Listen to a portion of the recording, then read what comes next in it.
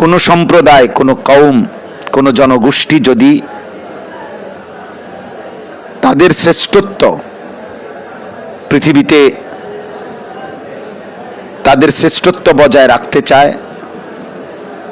কোনো সম্প্রদায় যদি নিজেদেরকে প্রতিষ্ঠিত করতে চায়, তাহলে ওই সম্প্রদায়ের উচিত তাদের নবপ্রজন্ম যারা, অর্থাৎ এই কিশোর নওজোয়ান যুব সমাজকে সর্বোচ্চভাবে তারবিয়ত করা, অর্থাৎ তাদের প্রতি নজরদারি, তাদেরকেই গঠন, উদ্দেশ্য এবং লক্ষ্য বাস্তবায়নে তাদেরকেই প্রস্তুত করা।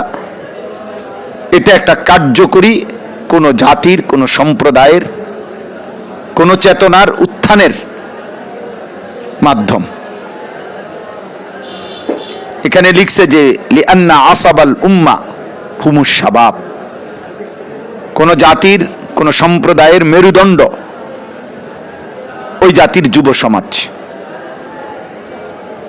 এবং এখানে হযরত উদাহরণ দিয়ে বুঝাইছেন আমাদের প্রিয় নবী সাল্লাল্লাহু আলাইহি ওয়াসাল্লামের 23 বছরের নবুয়তের জীবনে বেশি সংখ্যক যারা তাকে দ্বীনের কাজে সাহায্য সহযোগিতা সহায়তা করেছেন, দিবানিশি অতন্দ্র প্রহরীর মতো যারা তার পাশে ছিলেন, জীবনের সব জান মাল দ্বীনের জন্য নবীজি সাল্লাল্লাহু আলাইহি ওয়াসাল্লামের ভালোবাসায় উৎসর্গ করেছে, তারা ছিলেন অধিকাংশই যুব সমাজ। ফাল্লাযী নাসারার রাসূল সাল্লাল্লাহু আলাইহি ওয়াসাল্লাম হুমুস শাবাব, রাসূলুল্লাহ সাল্লাল্লাহু আলাইহি ওয়াসাল্লামকে দ্বীনের কাজে সাহায্যকারী এদের মধ্যে সংখ্যাগরিষ্ঠই ছিল যুবক। এবং লিখছে ওয়াল্লাযী আদাহু সাল্লাল্লাহু আলাইহি ওয়াসাল্লাম হুমুশ শুয়ুখ, এবং নবী সাল্লাল্লাহু আলাইহি ওয়াসাল্লামের দ্বীনের কাজে, দাওয়াতের কাজে, ঈমান ইসলামের প্রচার প্রসারের কাজে বিরোধিতা করেছে যারা বেশি, শত্রুতা পোষণ করেছে যারা বেশি, তারা ছিল বয়স্ক সমাজ।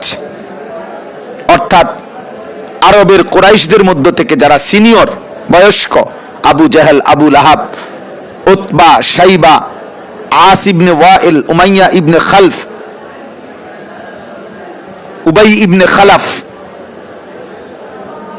এই জাতীয় ওয়ালিদ ইবনে উতবা, ওয়ালিদ ইবনে মুগীরা, এই জাতীয় সর্দার যারা বয়স্ক প্রবীণ, তারা প্রাণান্তকর সর্বোচ্চ বিরোধিতা করেছে।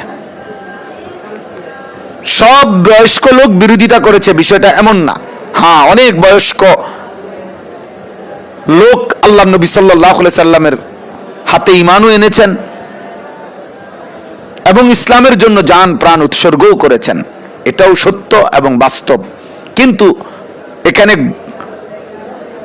বেশি বোঝানো হচ্ছে, অর্থাৎ সহযোগিতা বেশি করেছে যুব সমাজ, বিরোধিতা বেশি করেছে বয়স্ক সমাজ।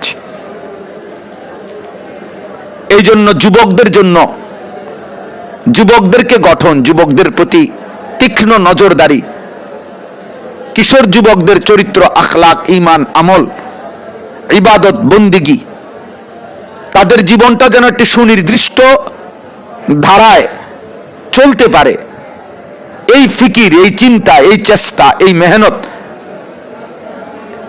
একটি জাতির গঠনে কার্যকর মাধ্যম।